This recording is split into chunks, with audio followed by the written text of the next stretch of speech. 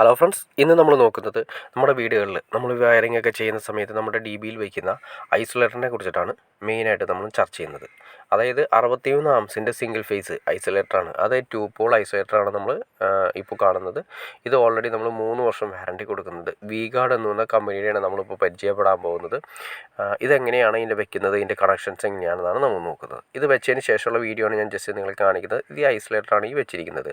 Single phase എന്ന് പറയുമ്പോൾ face neutral മാത്രം കട്ടാവുന്നു, അതുകൊണ്ട് 2 പോൾ എന്നാണ് പറയുന്നത്. 3 ഫേസ് ആവുന്ന സമയത്ത് 4 പോൾ ഉണ്ടാവും, അതായത് 3 ഫേസും ഒരു ന്യൂട്രൽ ഉണ്ടാവും. ഇതിലേക്ക് വരുന്ന കണക്ഷൻസ് ഒരു ന്യൂട്രൽ ലിങ്ക് വഴിയും അത് നേരെ അതിന് ഫ്യൂസ് യൂണിറ്റും വഴിയാണ് നേരെ വരുന്നത് നമ്മുടെ മീറ്റർ ബോക്സ്, അതായത് മീറ്ററിലെ KCBയുടെ നമുക്ക് തരുന്ന KCBയിൽ നിന്ന് ഇത് തരുന്ന സപ്ലൈ നമുക്ക് വേറിട്ട് വരുന്നത് മീറ്ററിലേക്കാണ് വരുന്നത്.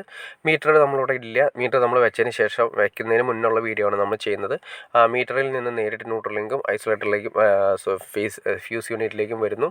അതിനുശേഷം നേരെ വരുന്നത് നമ്മുടെ വീടിൻ്റെ അകത്തിരിക്കുന്ന ഈ പറയുന്ന ഐസൊലേറ്ററിലേക്കാണ് വരുന്നത്. ഐസൊലേറ്റർ കൺട്രോൾ ചെയ്ത് ഫേസ് ന്യൂട്രമാണ് കൺട്രോൾ ചെയ്ത് നേരെ ELCBയിലേക്ക് പോകുന്നു. ELCBയിൽ നിന്ന് നേരെ വരുന്നത് അടുത്ത സെക്ഷനുകളിൽ എവിടേക്കാണോ നമ്മുടെ വേണ്ട കൊടുത്തിരിക്കുന്ന റൂമുകളുടെ സർക്യൂട്ട് കാര്യങ്ങളൊക്കെ എവിടെയാണോ കൊടുത്തിരിക്കുന്നത് അവിടേക്ക് നമ്മൾ കൺട്രോൾ ചെയ്ത് വരുന്നു. ഒരു കാര്യം നമ്മൾ ശ്രദ്ധിക്കേണ്ട കാര്യം എന്ന് വെച്ചിട്ടുണ്ടെങ്കിൽ, ഐസൊലേറ്റർ നമ്മൾ അറിയാൻ പറ്റും. ഐസൊലേറ്ററിന് നമുക്ക് ഏകദേശം ഇപ്പോൾ ഈ ഐസൊലേറ്ററിന് ഏകദേശം റേറ്റ് വരുന്നത് ഏകദേശം 300-400 റേഞ്ചാണ് വരുന്നത്. ഈ ഐസൊലേറ്റർ മാത്രം നമ്മൾ ഒരിക്കലും വീട്ടിൽ വെക്കരുത്, ELCB കൂടി വെക്കണം. കാരണം എന്താണെന്ന് വെച്ചിട്ടുണ്ടെങ്കിൽ നമ്മൾ പണ്ട് യൂസ് ചെയ്തുകൊണ്ടിരുന്ന മെയിൻ സ്വിച്ചിന് പകരമായിട്ടാണ് ഈ ഐസൊലേറ്റർ. അതായത് ഫേസ് ന്യൂട്രൽ നമുക്ക് കട്ട് ചെയ്യാൻ മാത്രമേ സാധിക്കുന്നുള്ളൂ. ഒരിക്കലും എന്തെങ്കിലും അപകടമോ കാര്യങ്ങളോ ഉണ്ടാകുന്ന സമയത്ത് ട്രിപ്പ് ആവണമെങ്കിൽ ELCB വെക്കണം, അല്ലെങ്കിൽ ഷോർട്ട് ആവുന്ന എഫക്റ്റുകളിൽ MCB കൊടുക്കണം. Isolator just phase on off ചെയ്യാൻ വേണ്ടി മാത്രം ജസ്റ്റ് ഒരു സ്വിച്ച് രണ്ട് സ്വിച്ചിനും പകരം വെക്കുന്നതെന്ന് മാത്രമേ ഉള്ളൂ. അതായത് നമ്മൾ എന്തെങ്കിലും മെയിൻ്റനൻസോ കാര്യങ്ങളൊക്കെ വരുന്ന സമയത്ത് മെയിൻ മൊത്തം ഓഫ് ചെയ്യണം.